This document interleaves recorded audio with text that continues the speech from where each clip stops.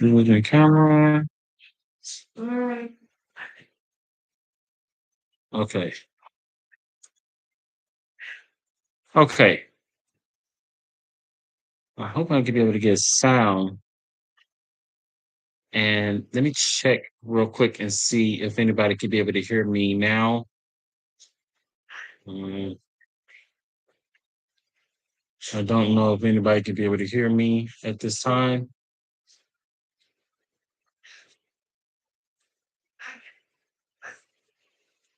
Let me try to go on live.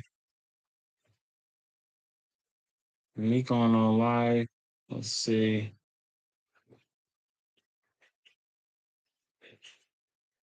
Don't know if that is the case. About to check.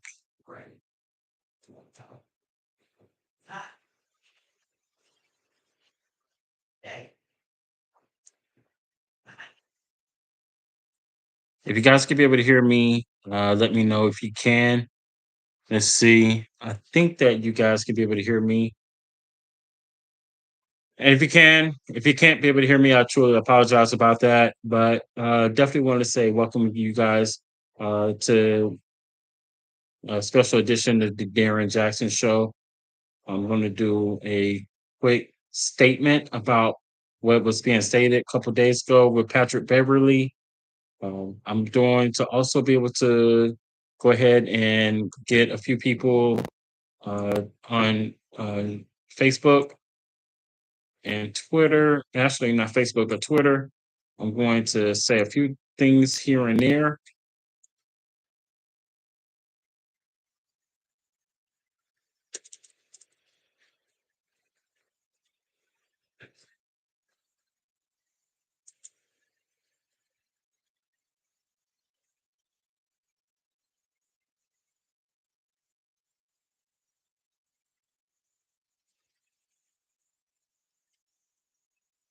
All right, guys, I'm going to try to be able to at least work something out on here real quick. Let's see. I'm gonna share, try to see. And my Twitter people, if you're there, please be able to say something to me, guys. If you can be able to go on the chat live, and that way we'll be able to go ahead and post it out on Twitter. So that way you guys could be able to listen to what I'm going to say. So it was brought to my attention on what Patrick Beverly has said minutes after the Game 6 loss to the Indiana Pacers in the Eastern Conference first round game. Milwaukee Bucks was the 3 seed. They was without Giannis Antetokounmpo and Damian Lillard. Lillard did come back, but Indiana basically took care of business, knocked them out 4 games to 2. The only thing about this thing that I hated the most was the reaction on what Patrick Beverly did to one of the Indiana Pacers fans, which in case that was highly unacceptable for him to be able to do. It didn't make no sense whatsoever for him to throw the ball at someone or somebody, one of the fans, a female fan, then he got the ball again and threw it to another fan. And then right after their season ended, the Bucks season ended, what he said to Malinda Adams, producer for ESPN, is highly unacceptable. I know for a fact that I'm at Houston Community College. This is my freshman year. I'm looking to be able to try to get myself to go into ESPN. It doesn't matter if she subscribed to your podcast. One thing I can be able to say about Patrick Beverly is this: I don't knock nothing negative on someone or somebody, but Patrick Beverly was always a great basketball player at the University of Arkansas. He was a great high school player. He was a pretty good NBA player. He's not the best player in the world. He's not a recognized name like a LeBron James, a Steph Curry, Kevin Durant, or even Damian Lillard or Greek Freak, Giannis how am I saying it, Jackson? Antetokounmpo. I think I'm saying it right. Oh no. Okay, well, here's my thing about that's my nephew Jackson right here. Here's my thing about Patrick Beverly. Patrick Beverly, no disrespect to you, you're making a lot of money. You're probably not making the biggest money in the world. You're making enough money to take care of yourself and your family, and also be able to do your podcasting and everything. But the one thing that you don't do, and this is the one thing I've always learned as an athlete, a former athlete myself, as a reporter, you don't disrespect someone or somebody, no matter who he or she is. If they don't subscribe to your podcast, if she was going to ask you a question, be more respectful towards someone or somebody. The problem with these guys that making a lot of money that's in the NBA, NFL, Major League Baseball, or whatever sport that you're looking to be able to be in. When you're disrespecting someone or somebody, your character is basically destroying yourself. You're destroying not only the image of who you are as a person, you're also destroying your organization. You're also destroying several people that support you in the NBA. Look at the NBA legends that you have looked up to and everything. I don't blame some of the people, especially Stephen A. Smith. I don't blame what Stephen A. Smith said. Uh, it was downright distasteful. It was downright wrong for what you said to Melinda Adams. And I hope and pray that if I ever do get a chance to meet Miss Adams, I'm hoping that I could be able to land a job at ESPN full time. So that way, once I could be able to finish up school at Houston Community College and get my associate's degree, and then work on my master's degree, I'm sorry, my both my bachelor's degree and my master's degree at whatever college or university I am looking forward to, whether it's University of Houston, University of Texas, if it's USC or UCLA, no matter what school I'm thinking about going to finish up on getting my degrees. I'm not looking to disrespect anyone or anybody. Just like I'm not here to disrespect Patrick Beverly. I'm not here to say anything negative about the man. I don't know Patrick Beverly quite well. Yes, he did play here in Houston. I've seen Patrick Beverly before in person, but I've never disrespected anyone or anybody that would say, "Oh, have you subscribed to my podcast?" And that person have not subscribed to my podcast. Well, first of all, why would you bring that up in the first place? That was my question. Secondly, well, first and foremost, here's the thing. Should never throw the ball at one of the fans. I know if you get upset, I know how some fans are, some crazy fans, they get mad or they say something like go to Cancun or shout in Cancun or whatever the situation is. Even if you lose the game in the series, neglect on what some people will say. Some people are going to say negative things whatsoever, which you never know what they're going, what's in their mindset. Patrick Beverly should have just walked away. Should have just went up to the coach and said, "Coach, I'm about to leave because you know what? I don't want to do something towards a fan, and it's going to jeopardize my character." Patrick Beverly and I don't mean to put downgrade on another black man. Patrick Beverly has really, really shamed us all. He has shamed us all endurance,ly. And when I say endurance,ly, I say this with the highly utmost respect. You don't carry yourself acting like a buffoon by doing those things towards a fan.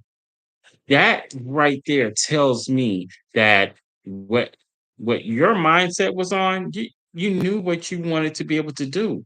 This is not cool to be able to do that towards someone or somebody. You guys that are making money in the NBA, NFL, whatever sport that you're playing, yes, you are out there to play the sport.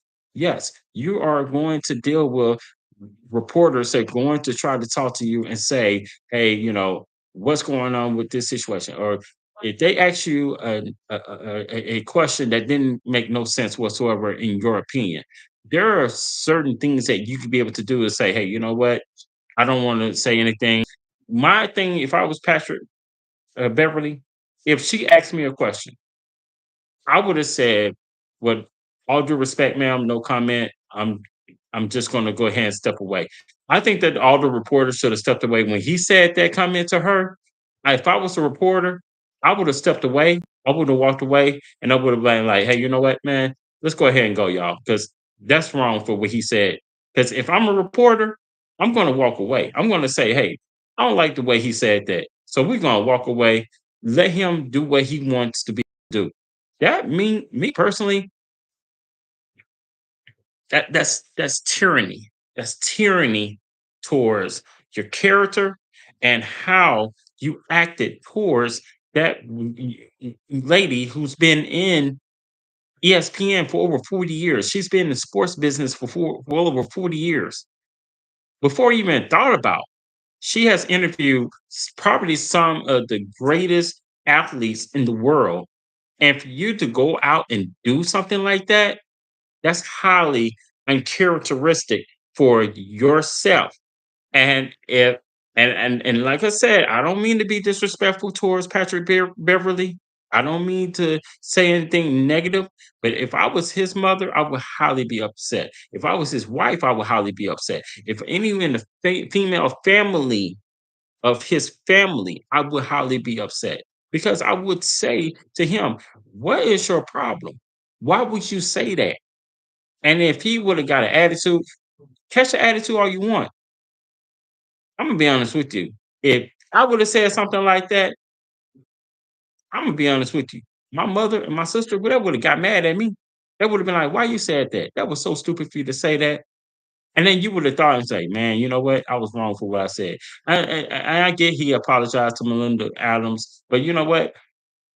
It should never been said in the first place by him. His characteristic of him saying, "Oh, have you subscribed to my podcast?" And when she said no, and well, I don't want to, then you should have no right to talk to me. Oh, what sense does that make for you to say that towards that lady? Your podcast now is just going to be destroyed. Ain't nobody going to listen to your podcast. The one that did subscribe to your podcast, they're going to unsubscribe. They're going to be like, "Hey, bro, you know what? I'm not going to waste my time with listening to Patrick Beverly." Like, that didn't make no sense whatsoever because basically you're supposed to have more characteristics for yourself to say, "Hey, you know what, ma'am? I'm gonna be honest with you. I was wrong for what I said." Or matter of fact, you should never said it in the first place. Even with the ball throwing, you should never threw the ball at one of the fans. If the fans are saying go to Cancun, just walk away. That's all you had to do. All you had to do is just walk away and just be like, "Hey, you know what?